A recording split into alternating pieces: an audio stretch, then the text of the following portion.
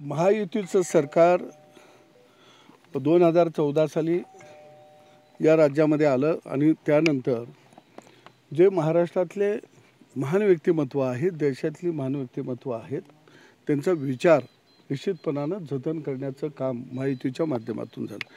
मग अनेक नावं विमानतळाला असेल, महामार्गांना असेल, उड्डाणपुलांना असेल, वेगवेगळ्या मोठ्या संस्था असतील त्यांना असेल, हे आम्ही महापुरुषांची नावं या ठिकाणी महायुतीच्या माध्यमातून अनेक वेळा देण्यात आलेले आहेत। परंतु अहमदनगरमध्ये जे पवारसाहेबांच्या समोर जो काही प्रकार झाला की अहमदनगरचं नाव हे अहमदनगरच राहिलं पाहिजे, म्हणजे हा प्रकार पवारसाहेबांच्या समोरच का व्हावा, तर त्यांच्या लक्षात आलं, ज्यांनी काही दंगा केला, ज्यांनी मागणी केली, त्यांच्या लक्षात आलं की बाबा आपला आता सासरा आलेला आहे आणि त्यामुळं जावयाने तिथं आरोळी दिली की अहमदनगरचं नाव अहमदनगर करा, पण आमची आरोळी आहे की ते अहिल्यादेवी नगरच असेल, ते बदलायची हिंमत अजून कोणाच्या बापात आहे असं मला वाटत नाही। ते पवारांचे लाडके जावई आहेत। हां, पवारांचे लाडके जावई आहेत आणि त्यामुळं महाराष्ट्राला हे कळलं की पवारांचे लाडके जावई कोण आहेत। पवारसाहेबांनी स्पष्ट म्हणायला पाहिजे होतं, भूमिका घ्यायला पाहिजे होती की पुण्यश्लोक अहिल्यादेवी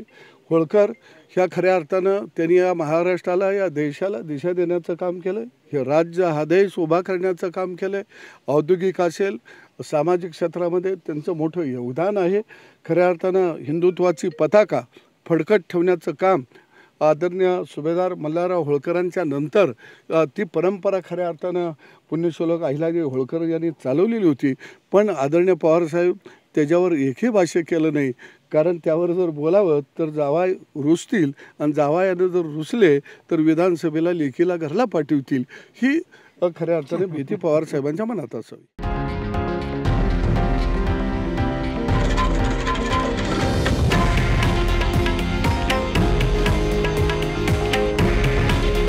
हे आहे देशातील नंबर 1 न्यूज नेटवर्क आणि आपण पाहत आहात TV9 मराठी।